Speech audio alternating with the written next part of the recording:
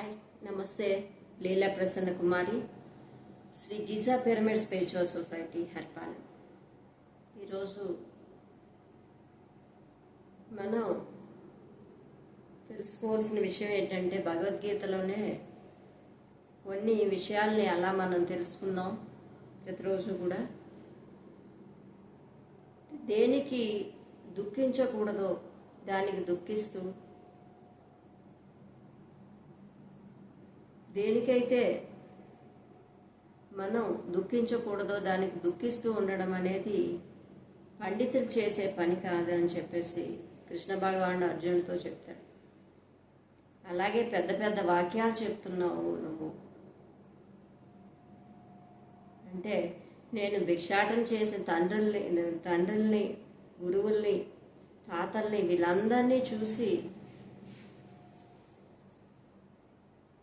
ఏమన్నాడంటే, ఈ రక్తపాతం అంతా చేయాల్సిన అవసరం ఏముంది? మనం ఇప్పుడు ఆ రక్తపాతం చేయకపోతే నేను భిక్షాటన చేసైనా బ్రతుకుతాను, నాకు రాజ్యమో వద్దు, ఈ యుద్ధమో వద్దు అని చెప్పేసి చెప్పడం జరిగింది అర్జునుడు. చెప్తే దానికి కృష్ణ భగవానుడు ఏమన్నాడంటే, పెద్ద ఆరిందలాగా పండితుడిలా మాట్లాడుతున్నావు, అలాగే పామరులా కూడా మాట్లాడుతున్నావు, నువ్వు రెండు విధాలుగా మాట్లాడుతున్నావు, అది నీకు తగదు అర్జున అని చెప్పేసి చెప్పడం జరిగింది. పండితుడైన వాడు దేనికి దుఃఖించడు. పండితుడైన వాడు దేనికి కూడా దుఃఖించడు. ఎప్పుడూ తను ఏం చేయాలో అది చేస్తూ నవ్వుతూ హాయిగా వెళ్ళిపోతూ ఉంటాడు. పామరుడు ప్రతి దానికి, అయిపోయిన దానికి, అవలైన దానికి, వర్తమానంకి, భవిష్యత్తుకి, అన్నిటికీ కూడా దుఃఖిస్తూనే ఉంటాడు పామరుడు. అంటే ఇద్దరికీ ఎంతో తేడా ఉంది. ప్రజ్ఞ ఉన్న చోట మనకి దుఃఖం ఉండదు. ప్రజ్ఞ ఉంటే దుఃఖం ఉండదు.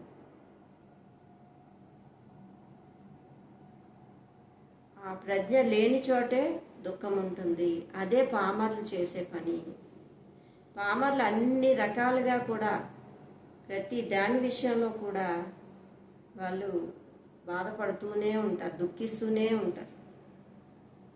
గౌతమ బుద్ధుడు దుఃఖరాహిత్య స్థితిని తెలుసుకున్నాడు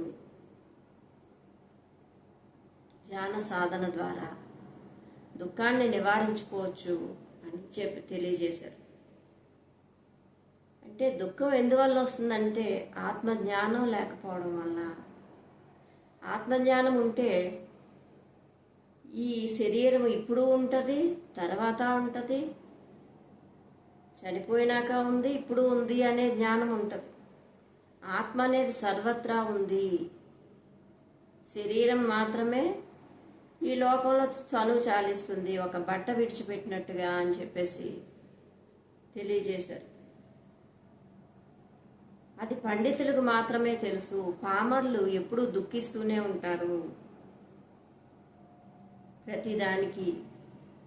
రెండూ ఒక చోట ఉండవు. దుఃఖం ఉందంటే పామరుడివే నువ్వు, దుఃఖం లేకపోతే ప్రజ్ఞ కలిగిన పండితుడివి నువ్వు. కానీ రెండు విధాలుగా నువ్వు మాట్లాడుతున్నావు, అది నీకు తగదు అని చెప్తున్నాడు. పెద్ద ఆరిందలా ఇవి మాట్లాడుతున్నావు, అది మాట్లాడుతున్నావు, రెండూ నీకు తగవు అని చెప్పేసి.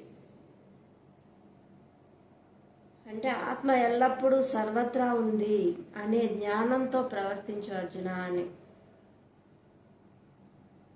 ఇది ధర్మ యుద్ధము, ధర్మ సంస్థాపనార్థమై చేస్తున్నాము మనం ఈ యుద్ధాన్ని. 5 ఊళ్ళు ఇమ్మన్నారు, 5 ఊళ్ళు కాదు, ఏది ఇవ్వం పొమ్మన్నారు కౌరవులు.